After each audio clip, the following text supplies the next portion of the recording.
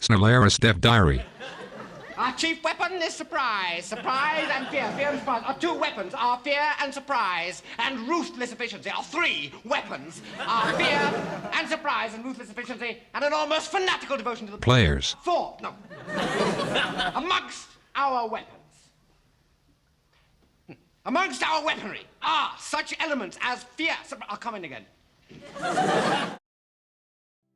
Paradox have late in the day released a new dev diary for Stellaris. They've released this one a bit later than usual, but let's dive into it and check out what's going on. Let's start at the beginning. How are they updating the species packs? Well, they announced last week in a dev diary, along with the LEM update, they'd be updating the humanoids species pack and the plantoid species pack just to bring us some new civics, traits and origins like we have with lithoids and necroids, which I think and everyone else seems to have been very, very happy about. So what are they going to do? Well, so far, what have they talked about? Plantoids, they have said that there are some obvious fantasies and they're going to go around the themes of growth. So they're adding new traits, civics and origins, all about growth. If this is going to be pop growth, wow, plantoids could be very, very powerful. Interestingly, they're also going to give these to fungoids. So fungoids and plantoid species are going to have some new, unique traits, civics and origins. I can't wait to see what they're going to do there. Next we've got humanoids, and they said it was a bit trickier for humanoids. There are no direct fantasies that apply to them in general, so they focused on fantasies that align with dwarves, elves, orcs and humans.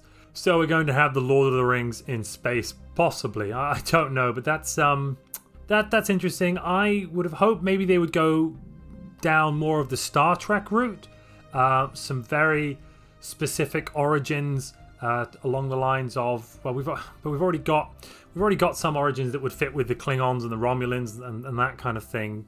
So yeah, I could see why they've been pigeonholed into this, but it's definitely, that one's not as exciting to me as the plantoids the plantoids update they are talking about.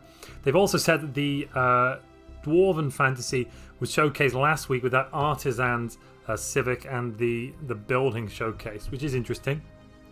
So game balance, what are they looking at here? Well, first off, they're looking at reworking some of the major outstanding balance issues. One example is research booming, tech rushing, where players can very easily outpace other empires when they focus a lot on research. And what are they going to do? They're looking at the districts that provide researcher jobs. So that is your Ringworlds and your habitats. Both of those planet types, no, they're not planets, both of those types can get research districts, which provide a fantastic number of research jobs very early in the game. So what are they going to do? They are going to nerf it into the ground, it seems. They are planning on making it much harder to restore your shattered ring. They put a lot of emphasis here on the fact that they are going to make it much more of a fun, kind of dynamic quest, almost to slowly but surely restore the shattered ring, up until the point where you even get mega engineering to do it, which is that would be quite late in the game, actually, if that's the point where you get a fully functional ring. And that, I'm going to say, the Ringworld nerf is probably very much needed. Specifically, I mean, I've got a video where I've got a Ringworld build, which I think is probably one of the most powerful build in Stellaris at the moment in 3.0.3. The link to that's in the description if you want to check it out. But with that, I was able to get up to 1.3k research in the first 30 years. And I could have quite comfortably, at around year 20, switched from a research focus to an alloy focus due to the Ringworld district. So Shattered Ring, yeah, this is needed. But Void Dwellers, on the other hand, reducing them, well, Void Dwellers is definitely strong. I've got another video on a Void Dweller build. You can check that out too. It'll be in the description. And that video, I managed to get it up to a 15k fleet by year 2230.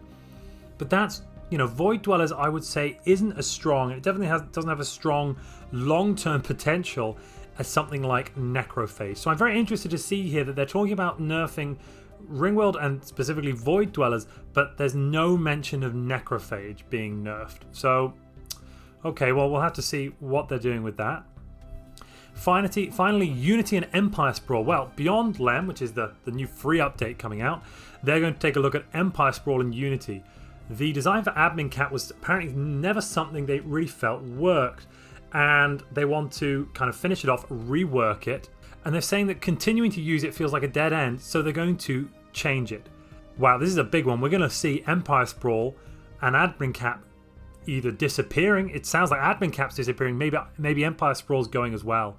I remember back, I think it must have been pre 2.2 possibly, before we had our bureaucrat jobs, when Empire Sprawl was just a continuous mechanic, which meant that wide empires actually did suffer. At the moment, we've definitely got a bit of a problem in Stellaris in that wide empires and tall empires, well, anything a tall empire can do, if it was a bit wider, it would be able to do it even better. So there's definitely a disparity between those two, and maybe this will help address it.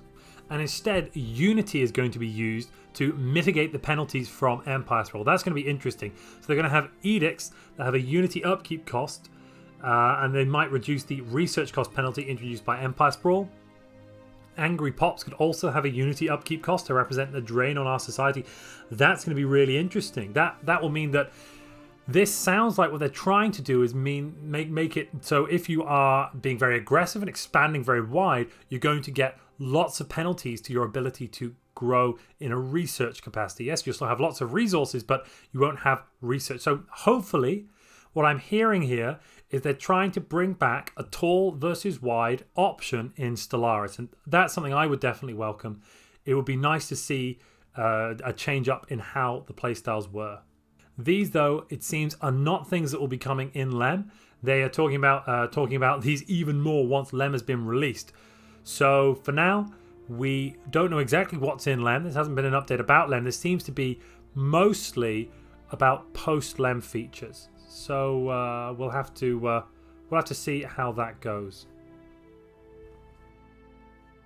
That about wraps it up for this dev diary. If you enjoyed this video, please leave a like. If you've got any feedback for me, please leave a comment. And if you'd like to see more content like this, please subscribe. In addition, if you'd like to support my channel, there's a link to Patreon down below in the description.